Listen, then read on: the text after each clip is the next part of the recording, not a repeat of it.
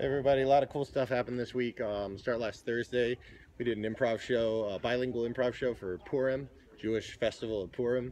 It was a lot of fun. I was super sick though, so I had it was coughing the whole time. Can't see that from the pictures, but it was a lot of fun. We did a bunch of Purim themed shows. Nobody else in the troupe except for me that was performing was Jewish, so they didn't know exactly what Purim was, but that didn't stop us. We even got my friend Jamie on the sax. Friday's good. Highlights of Friday: 6 sunset outside of my house. This is the view from my roof. Super love it. Polluted days it sucks. Really nice days it's awesome. And then I got to go to dinner with all my friends from Beijing Improv. So that's the English troupe and the bilingual troupe. All my improv buddies, love them all. Saturday was cool. I got a chance to go to my master Ding Lao Shi's xiangsheng class. That was really great. It was the first one of the year that we've held at this school named Beijing Yuan Daxue. And so we had a bunch of students there. All the people in the class were these people from Korea or Japan, and including some Chinese actually, who are just interested in learning xiangsheng themselves. It's a lot of fun. I got a chance to go up and do a small bit, but xiangsheng's hard, and I really need to put more time into memorizing new pieces because I've been working off of the same ones that I've been studying for a while now, and I just feel like I really got to put in time to learn some more new stuff. Sunday, got to have tea with my friend Jake. Went up on the roof and I took a little picture down of our little yangtai.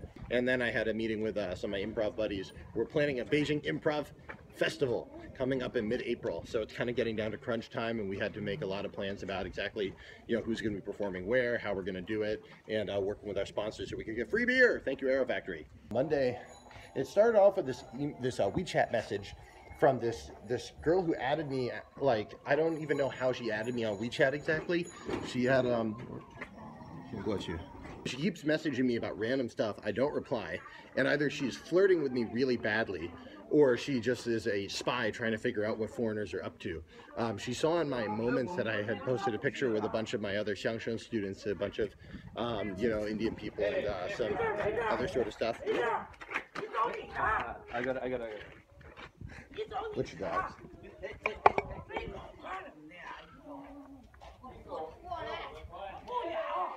She had this message about oh, lots of Indonesian people and African people. I love their food. And I'm like, that's pretty messed up. But at the same time, it could be something that an actual, disconnected from the world Chinese person would say, and trying to sound cool. But I don't know. I also saw this bicycle leaning against a motorcycle. I was like, lean on me when you're not strong. Got my dry cleaning done. I figured that was piling up for months. Went to dinner and saw these creepy ass mannequins. So creepy mannequin count goes to 1, actually 2. And then I got to cap the whole evening off with our weekly bilingual improv troupe rehearsal. So that was kind of fun because I just get to go and hang with the people and just practice all this stuff. We're preparing for the improv festival show, so everybody's coming to practice, and it's a lot of fun. Tuesday was kind of cool. Tuesday I went to the suburbs of Beijing to a place called Shunyi to go and do a walkthrough for a TV show that I'm going to be filming next week. These walkthroughs are really weird because you have to go up in front of all the directors and stuff and do all your jokes to an empty crowd, and then they have to give you notes on them, even though they know that you're not really going to change all that much because there was an empty crowd, so you couldn't really know all that much from doing it. The weirdest thing about this one though is that one of the directors, I showed up and this guy has this big Magen David Jewish necklace riding his neck. And I was like, oh, yeah, oh, you're Jew too. He's like, no, what do you mean? What do you mean? And I point out the necklace. He's like, oh no, that's not what that means. And then, so this dude had a Jewish star on, and then the dude right next to me had a Red Sox cap on. So I'm like, between the two of them, there's another Jewish Red Sox fan doing comedy in this room. But neither of them had any idea of the significance of the things that they had on. These TV shows really do a number on me because they're just weird. There's this. I had this moment where I was waiting to do this pre-prepared self-introduction thing, and there was this one girl who was filming in front of me, just tons of makeup on, put on really cute, who was just standing in front of 6 paid professionals who are all audio people or lighting people or sound people, and these people were all looking at this one person to have her say something completely vapid, well, 希望我能挑战我自己做一个更有意思的人. I'm like, you didn't say anything.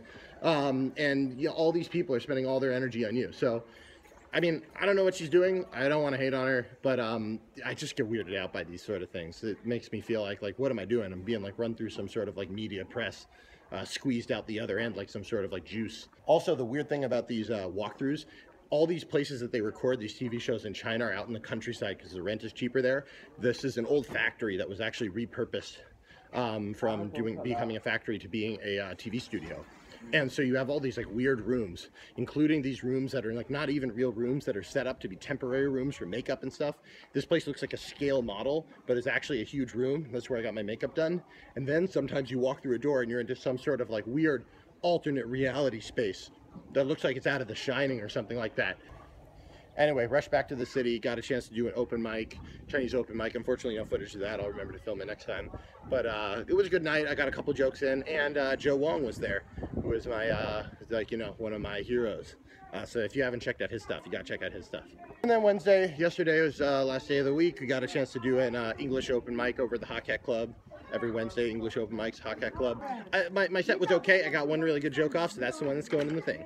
I had this like moment this week where I realized something, because I can speak some Chinese from just being here and living here and doing comedy, and what I found out is that the first sentence that I say to a Chinese person has no impact on what they say back to me. Because no matter what I say back to whatever I say to them, it could be like, oh, like 你好, or 这个水有多少钱, or 你能拿一个彩蛋.